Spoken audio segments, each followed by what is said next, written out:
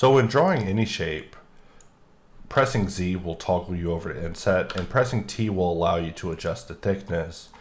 Previously, there was a case where whenever you shift to live, the wrong shape would be selected. That has actually been improved, where now you can shift to live and say press Alt W to switch over to Hops tool, and even use Hops dots to adjust the modifiers after the fact whenever it comes to creating an inset. So we'll just create another inset, just draw a shape, shift to live, press T, and we'll shift it to live, Alt W, grab this dot and just adjust solidify to our heart's content.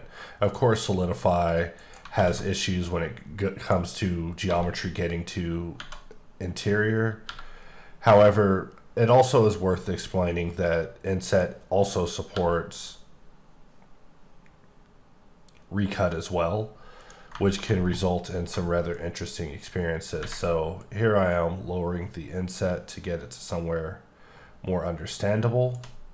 And then we hold shift to shift it to live, press Alt W, switch over to Hops tool, and here we're able to adjust it. So when it comes to inset, due to how it works with solidifying the underlying mesh, it isn't the best case to do it with more complex meshes. However, the more isolated an area is with inset and the more straightforward the geometry is as far as thickening inward, the more predictable you are at getting acceptable results. Like for example, I know that I can probably do just one more cut here and shift it to live, and we'll switch over to Hops tool and just mess with the dot, but you can see that the dots get more and more fickle where there's only certain numerical ranges where it can work.